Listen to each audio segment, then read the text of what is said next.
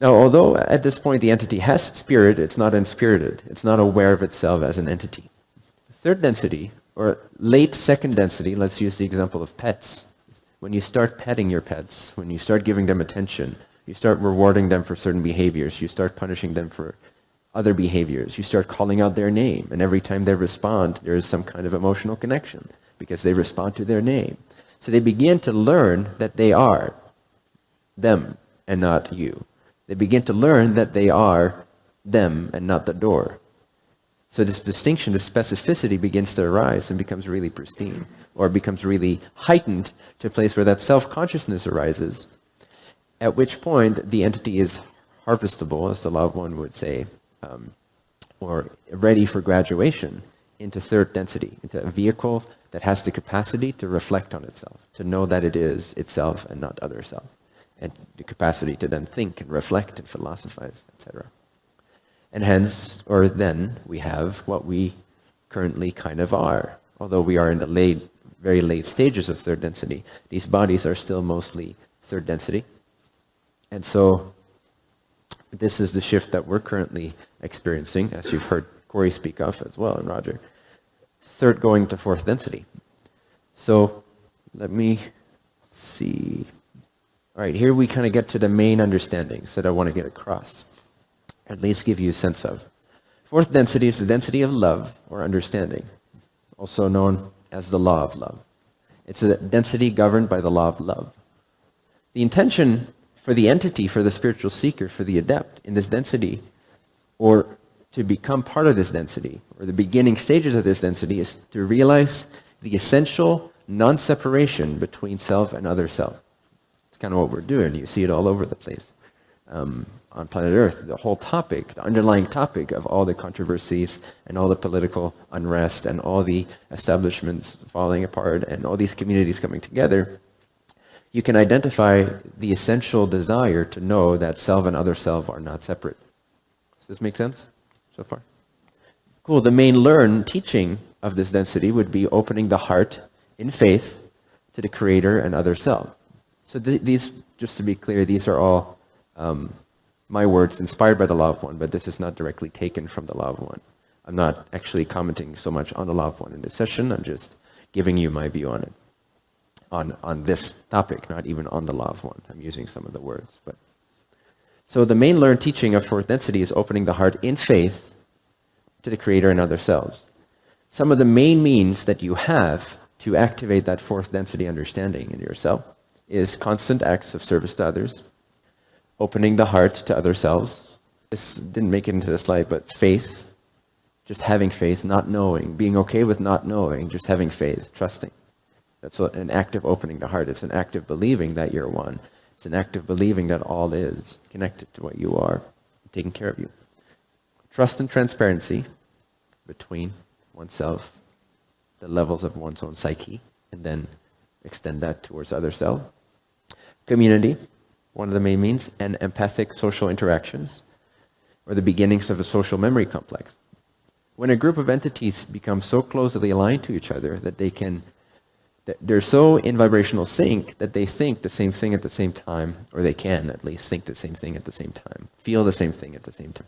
So we call that telepathy. It's really just harmony. It's really just resonance, right? If you achieve that resonance with another, you will have the same thoughts. You will have the same feelings. You can peek into each other's experience.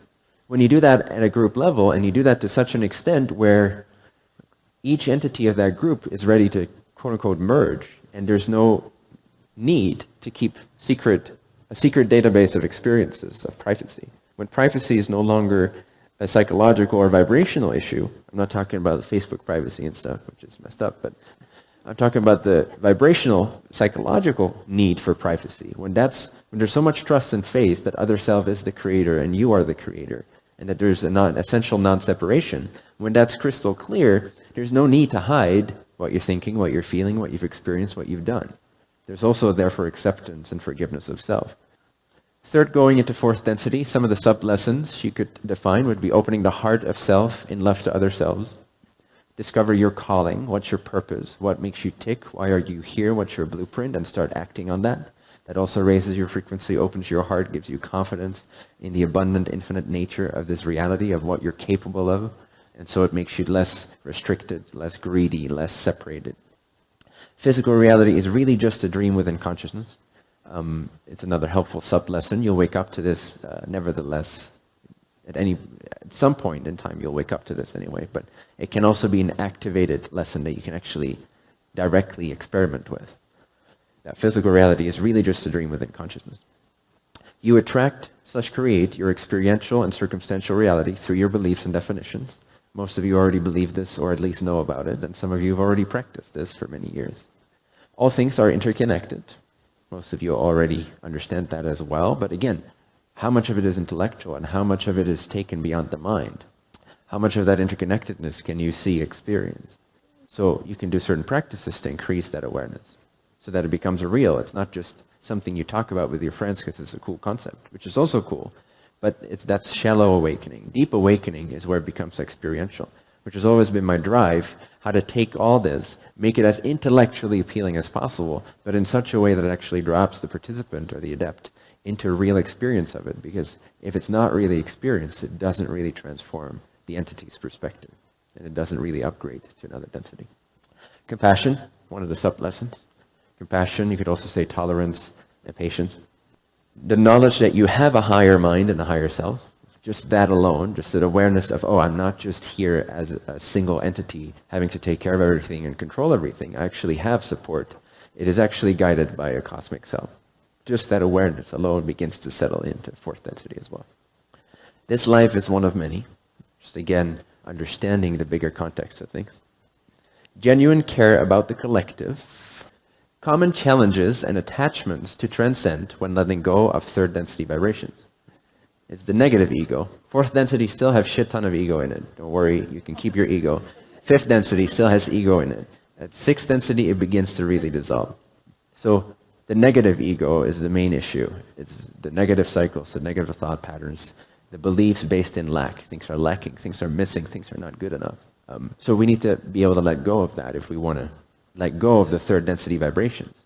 I think Bashar once said something like, instead of trying so hard to become a fourth density entity, just stop being a third density entity. That was paraphrased. Perceived separation between oneself and other self. It's all in the mind. It's a perception that's been conditioned over time. You grow up, you bump your toe into a rock, and you learn that this is me, the rock is not me. Someone punches you in the face. They don't seem to care. They don't seem to feel anything. But you're hurting. So that's you. That's them. So there's an environmental aspect to this conditioning, let alone the whole psychological, societal conditioning, which is especially the ones that we have to clear from our fields. The perceived separation between oneself and other self. And again, the practices of oneness, of awareness, of meditation, they will reveal to you that this is not true. It's only perceived. And it doesn't have to be perceived. You can drop that perception. Some other challenges or attachments to transcend when letting go of third density vibrations is secrecy or suppression of truth, whether in oneself psychologically or out there in the world. Fear, just fear in general. And again, when we start knowing that all is interconnected, that we are a cosmic being, that all is guided, then the fear begins to drop away. So that whole knowing you have a higher mind and a higher self is very helpful too. Shame, guilt, hatred, anger, resistance, insistence, or expectations, which are all linear time-based. The reason we are often so worried is because we're always projecting into the future. We have these patterns, we have these fears, these like beliefs, and we project that into a linear timeline. And if things don't seem to go the way we think they should in order for us to be safe and secured, we will feel that resistance, that insistence, the stubbornness, the expectations. Time to let go of that. Really just trust, open the heart in faith to the Creator. We are either one or we're not all one.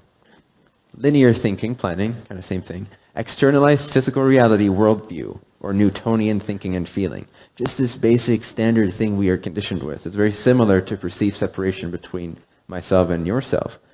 It's just that sense of things are physical, things are dense, things go by gravity, by inertia, and all that whole sense also needs to kind of dissolve or at least become more fluid and malleable.